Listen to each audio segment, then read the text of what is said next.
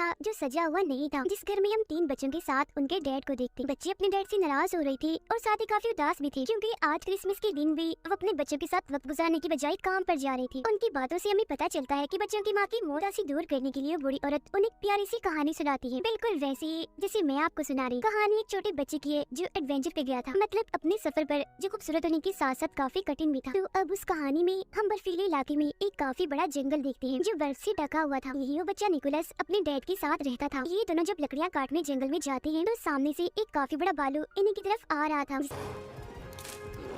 देखकर ये दोनों काफी डर जाते हैं और भागकर वापस अपने घर आ जाते हैं। यहाँ हमें पता चलता है कि निकोलस ने अपनी मॉम को बचपन में ही खो दिया था। साथ ही उनकी माली हालत भी काफी खराब थी, वो काफी गरीब थी, क्योंकि ना तो उनके पास खाने के लिए ज्यादा सामान है और ना ही पैसे कमाने का कोई जरिया है। एक रात निकोलस अपने डैड को कहता है, चलिए पापा आज मुझे कोई कहानी सुनाए, जो बहुत मजे की। जब उसके डैड उसकी मॉम की ये कहानी सुनाती है कि काफी सालों पहले तुम्हारी मॉम ने इन बर्फीली चोटियों को पार किया। वहाँ 2 सोते हुए मॉन्स्टर थे जो दरअसल पहाड़ी थे। तुम्हारी मॉम उनके बीच से निकलकर दूसरी तरफ गई, जहाँ एक अलग ही नस्ल के लोग रहते हैं जिन्हें एल्व्स कहा जाता है, और वो एल्व्स का गांव था जिसका नाम एल्फेम था। एल्व्स दरअसल होते तो इंसान ही है, बस उनकी शक्ल सूरत थोड़ी सी अलग होती है, मतलब उनके कान थोड़े से नुकीले और लंबे होते हैं। वो एल्व्स लोग कोई आम नहीं थे, बल्कि उनके पास जादुई शक्तियाँ थी। उन्होंने तुम्हारी मॉम के साथ काफी अच्छा बर्ताव किया, काफी अच्छे से उनका वेलकम किया, और फिर जब तुम्हारी मॉम वापस लौटी तो उनके पास बहुत सारी चॉकलेट्स और खिलौने थे जो आसपास के लोगों में हमने बांट दिए, जिससे हर तरफ खुशियाँ फैल गई। इसी दौरान उन्हें कमरे में किसी जानवर के होने का एहसास होता है। तब उसके डैड उस जानवर को मारने के लिए कुल्हाड़ी उठाकर उसे ढूंढने लगते हैं, मगर देखते हैं कि वो जानवर तो एक छोटा सा चूहा है, जिसे मारने की उसके डैड बहुत कोशिश करते हैं, मगर हर बार वो बचता रहता है। जिसके बाद वो चूहे को निकोलस के कहने पर छोड़ देती, क्योंकि वो छोटा सा चूहा उसे बहुत ही प्यारा लग रहा था और वो उसके साथ दोस्ती करना चाहता था। फिर अगली सुबह निकोलस उसका नाम भी रख देता है। वो उसे बात करने की कोशिश करता है और चूहे को भी कहता है कि तुम भी बोलो, जिस पर उसके डैड कहते हैं, बेटा चूहे नहीं बोल सकते। जिसके बाद दोनों बाप बेटे राजा के महल में जाते हैं, क्योंकि आज उन्होंने अपने गाँव के रहने वाले हर इंसान को बुलाया था।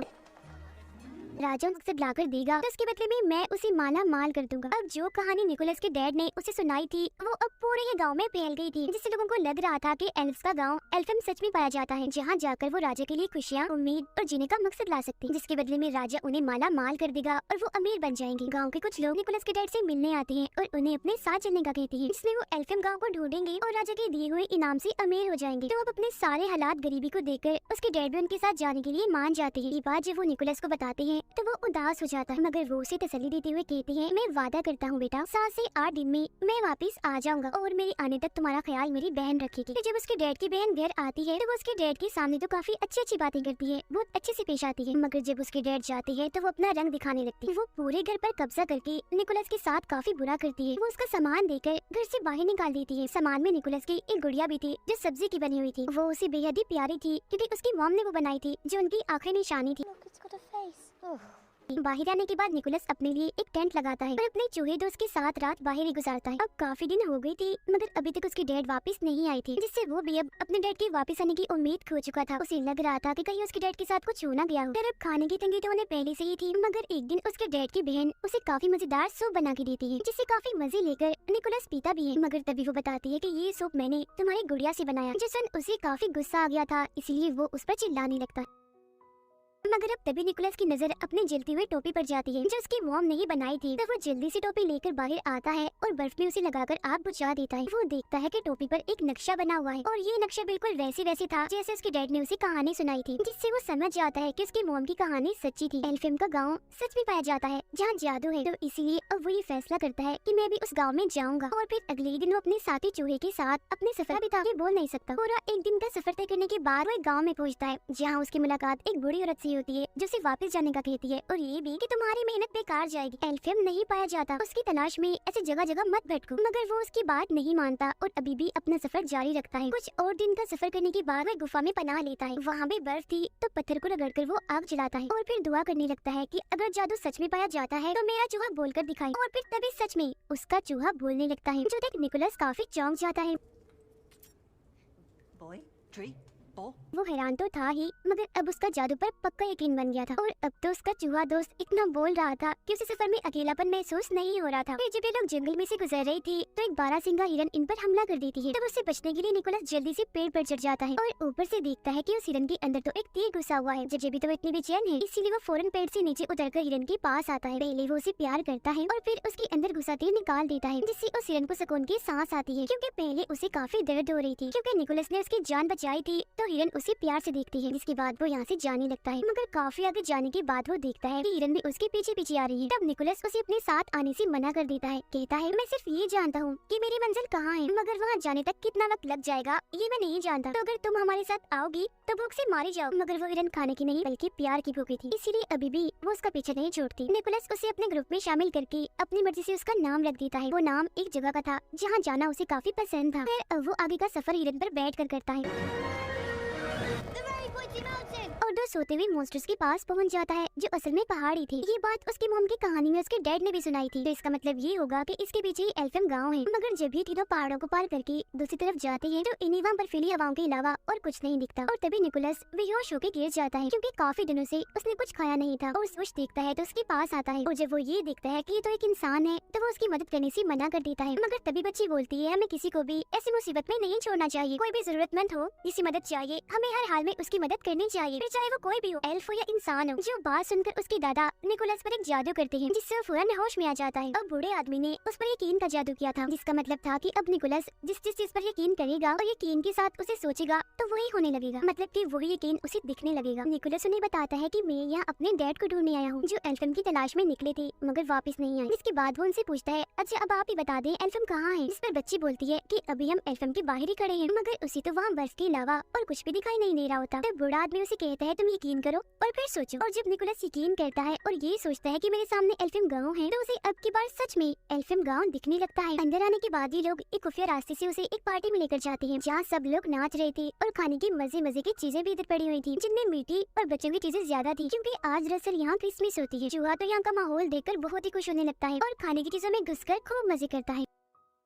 मगर तभी इसी बीच एल्फ्स की रानी वहाँ आ जाती है और सब कुछ तबाह कर देती है, क्योंकि उसने सबको पार्टी करने से मना किया था। वजह ये थी कि सभी एल्फ्स काफी दुखी थी, क्योंकि इंसानों ने उन्हें धोखा दिया था। वो एक एल्फ बच्चे को अगवा करके अपने साथ ले गई थी। ये सुनकर निकोलस उठता है तो रानी उसे देखकर और भड़क जाती है, कहती है ये क्या, अभी भी हमारे गाँव में एक इंसानी बच्चा है, ये क्या हो रहा है इधर। वो निकोलस से पूछती है क्या कर रहे हो यहाँ, और वैसे तुम इधर आए क्या करने हो, एक और बच्चे चुराने आए हो। जो सुनकर निकोलस उन्हें बताता है नहीं रानी जी, मैं किसी बच्चे को अगवा करने नहीं आया, बल्कि अपने डैड को ढूंढने आया हूँ, क्योंकि वो एल्फम गाँव की तलाश में निकली थी। और आप फिक्र मत कीजिए, मैं आपसे वादा करता हूँ कि वो एल्फ बच्चा जिसे इंसान अगवा करके ले गई है उसे मैं वापस जरूर लेकर आऊंगा। मगर रानी उसकी एक नहीं सुनती और सजा देने के लिए उसे एक मीनार की चोटी में कैद कर देती है। यहाँ उसकी मुलाकात एक उड़ने वाली एल्फ से होती है, जो दरअसल एक एल्फ परी थी। उसे पटाखे फोड़ने का बहुत शौक था, उसके पास जादू था जिसकी मदद से वो हवा में पटाखे फोड़ा करती थी, और एक अच्छी बात वो हमेशा सच बोलती थी। अब निकोलस उसे बताता है कि मेरी मॉम भी यहाँ एल्फम आई थी, उनके साथ तो यहाँ के लोगों ने बहुत अच्छे सलूक किया था, काफी अच्छे से उनका वेलकम किया था, मगर रानी ने तो मुझे यहाँ इस मीनार में कैद कर दिया है और मुझे अपने डैड को ढूंढना है, तो प्लीज मेरी मदद कर दो ना यहाँ से निकलने में। इस पर वो मान जाती है। मगर तभी इधर एक काफी बड़ा मॉन्स्टर आ जाता है, जो पहले सो रहा था और अब इन दोनों की आवाजों से उसकी आंख खुल गई थी। वो जैसे एक इंसान इन निकोलस को यहाँ देखता है तो उसे पकड़ लेता है, क्योंकि वो उसे खाने का सोच रहा था, जो देखकर तो निकोलस की हालत खराब हो जाती है। तो वो परी एल्फ उसकी जान बचाने के लिए मॉन्स्टर के मुंह में एक जलता हुआ पटाखा डाल देती है, जिससे वो मॉन्स्टर किसी गुब्बारे की तरह फट जाता है और वो निकोलस को लेकर यहाँ से उड़ जाती है। वो दोनों फिर एक घर की छत पर आके गिरते हैं, जिन्हें रानी की गार्ड देख लेती है। तब उनसे बचने के लिए वो निकोलस को यहाँ से ले जाने लगती है। इसी भागम भाग में निकोलस एक क्लास में घुस जाता है, जहाँ की टीचर एक इंसान को देखकर काफी हैरान थी और फौरन गार्ड्स को यहाँ बुलाने लगती है। ले गई, मैं वादा करता हूँ कि उस बच्चे को वापस जरूर लेकर आऊंगा। जो सुनकर वो टीचर निकोलस को एक खुफिया रास्ते से भगा देती है। इतनी ही देर में इधर उसके हिरन दोस्त भी आ गई थी, जिस पर निकोलस और एल्फम परी बैठकर यहाँ एल्फम गाँव से निकलने लगती। जिस दौरान गार्ड भी उनका पीछा कर रही थी, तब उनका ध्यान भटकाने के लिए एल्फ परी बार बार पटाखे फोड़ने लगती है। मगर जब वो देखती है कि बाहर जाने का दरवाजा बंद हो रहा है, तो वो खुद अंदर ही रुककर निकोलस को यहाँ से भगा देती।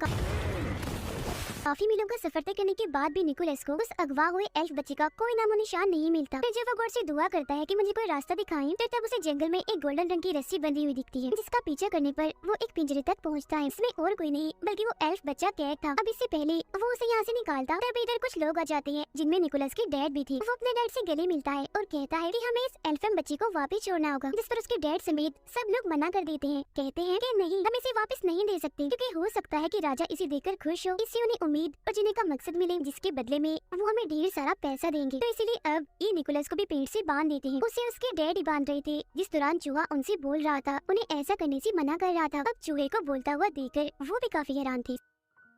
सबके सोने के बाद उसके डैड उसके पास आते हैं और वो निकोलस के साथ साथ उस एल्फ बच्चे को भी पिंजरे से आजाद कर देते हैं और बताते हैं कि उन सबके सामने मैं तुम्हारी मदद नहीं कर सकता था, इसीलिए मैंने तुम्हें बांध दिया था। अब इससे पहले वो यहाँ से निकलते सारे लोग जाग जाते हैं और तीरों से उन पर हमला कर देते हैं। अब हिरन के ऊपर निकोलस और वो एल्फ बच्चा बैठा हुआ था। हिरन के पीछे एक बग्गी बंधी हुई थी जिसमें उसके डैड बैठे हुए थे, जिस वजह से हिरन तेजी से नहीं दौड़ पा रही थी। तभी निकोलस को याद आता है कि मुझ पर तो यकीन का जादू हुआ है, इन्हें मैं जो भी यकीन करके सोचूंगा वो पूरा हो जाएगा। तो वो हिरन पर हाथ रखकर उसे उड़ने का कहता है। हिरन थोड़ा सा ऊपर उठती तो है मगर वजन ज्यादा होने की वजह से वो काफी ऊपर नहीं उड़ पाती और वापिस से नीचे आ जाती। ये देखकर उसके डैड अपने बेटे निकोलस की जान बचाने के लिए अपनी बग्गी की रस्सी काट देते हैं और जाकर एक खाई में गिरते हैं, जिससे उनकी मौत हो जाती है। बच्चे को एल्फेम पहुंचा देती है। अब क्योंकि निकोलस ने अपना वादा पूरा कर दिया था, यानी उस बच्चे को वापस लाने का, तो ये देखकर एल्फेम की सारे लोग काफी खुश हो जाती है और उस बच्चे का डैड निकोलस को ढेर सारे खिलौने देता है, जिससे उसे बहुत खुशी मिलती है। मगर खिलौनों को देखकर उसे ख्याल आता है कि क्यों ना मैं भी क्रिसमस के मौके पर सब बच्चों में खिलौने और चीजें बांटकर खुशियाँ फैलाऊं। इसलिए वो सभी एल्फ से कहता है कि आप यहाँ जो कुछ भी बनाते हो, इन्हें खिलौने, खाने पीने की चीजें मेरे लिए आप वो बहुत सारे बना दी, ताकि मैं उन्हें बच्चों में बांटकर खुशियाँ फैला सकूं। तब उसकी बात सुनकर सारे लोग खिलौने और खाने पीने की चीजें, चॉकलेट्स, कैंडीज वगैरह बनाने में लग जाते हैं और बहुत सारा सामान वो बना भी लेते हैं, जिसे काफी बड़े थैले में डालकर निकोलस को देते हैं, जो लेकर वो यहाँ से जाने लगता है। अभी वो थोड़ा आगे गया ही था कि तभी इधर रानी आ जाती है और उसे रोकने के लिए अपना जादू करती है और उसे उल्टा लटका देती है, क्योंकि वो इंसानों को पसंद नहीं करती थी। उसका मानना था कि इंसान मतलबी होते। मगर तभी रानी की नजर निकोलस के गले में लटके लॉकेट पर जाती है, जो उसकी मॉम का था। निकोलस ये बात रानी को बताता है कि ये मेरी मॉम का है, तो वो उसे नीचे उतारती है। वो जज्बाती हो गई थी और कहने लगती है कि काफी सालों पहले तुम्हारी मॉम इधर आई थी, हम दोनों बहुत अच्छी दोस्ती थी, मगर जब वो यहाँ से गई तो बहुत सारे खिलौने और चॉकलेट लेकर गई। साथ ही जाने से पहले उन्होंने ये वादा किया था कि मैं वापस आपसे मिलने आती रहा करूंगी, मगर आज काफी साल हो गए हैं वो कभी भी नहीं आई। जिस पर निकोलस बताता है कि वो आती जरूर, मगर जब मेरी मॉम यहाँ से गई, एक बीमारी की वजह से उनकी मौत हो गई। ये सुनकर रानी समेत सभी लोग काफी हैरान और दुखी हो गई थी। रानी को यकीन आ गया था कि सब इंसान एक जैसे नहीं होते, मतलब अगर इंसान बुरे होते हैं तो उनमें से कुछ अच्छे भी होते, इसीलिए वो उसे तोहफे से भरा हुआ थैला ले जाने देती है। निकोलस चीजों से भरा थैला लेकर हिरन पर बैठता है और उड़ जाता है और सीधा आता है राजा के महल में, जहाँ राजा काफी उदास थे। वो राजा को खिलौनों की सूरत में खुशी और उम्मीद की किरण दिखाता है, जिसके बाद राजा और निकोलस हिरन पर बैठकर सब बच्चों के घर जाते हैं और उनके पास खिलौने और चॉकलेट्स, कैंडीज रखते हैं, क्योंकि जब बच्चे सुबह उठकर अपने खिलौने देखकर खुश होंगे तो बच्चों की वो खुशी ही राजा के लिए उम्मीद की किरण होगी। सब बच्चों को खिलौने बांटने के बाद राजा निकोलस से कहते हैं कि मेरे लिए काम करोगी, हर साल ऐसे ही तुम्हें खिलौनों की सूरत में बच्चों को खुशियाँ और उम्मीद देनी होगी, और इस काम में मैं भी तुम्हारा साथ दूंगा। और साल का वो दिन होगा क्रिसमस का दिन, जिस पर वो मान जाता है। इसके बाद निकोलस अपने डैड की बहन के पास जाकर उन्हें भी चॉकलेट्स देता है और उड़ जाता है। उसे उड़ता हुआ देखकर वो काफी हैरान भी थी और अब उसे भी जादू पर यकीन हो गया था। अब ये प्यारी सी कहानी इधर ही खत्म हो जाती है, जो सुनकर वो तीनों बच्चे काफी खुश हो जाते हैं। ये नहीं शुरुआत वाले जिन्हें बूढ़ी औरत कहानी सुना रही है। जब वो नीचे आते हैं तो देखते हैं कि उनका पूरा घर क्रिसमस की लाइट्स और पेड़ों से सजा हुआ है, जो देखकर उन बच्चों की खुशी का तो कोई ठिकाना ही नहीं रहता। फिर जब वो बूढ़ी औरत बाहर जाने के लिए अपनी टोपी पहनती है तो बच्चों को उनके बड़े से नुकीले से कान दिख जाते हैं, जो देख वो समझ गई थी कि ये भी एक एल्फ ही थी। और बाहर जाकर वो बूढ़ी औरत आसमान में अपने जादू से पटाखे फोड़ने लगती है, जो देख हम समझ जाते हैं कि ये और कोई नहीं बल्कि एल्फ परी है, जो सच बोला करती। तो ये कहानी हमें बहुत सारे सबक देती है, यानी हमें हमेशा ही खुशियों को बांटते रहना चाहिए और दूसरों की मदद करनी चाहिए, फिर चाहे वो क्रिसमस का दिन हो या कोई भी। और हमें बुरों के साथ भी अच्छा करना चाहिए और हमेशा हर चीज की होने का यकीन रखना चाहिए। इसी के साथ ही ये प्यारी सी कहानी इधर ही खत्म हो जाती है।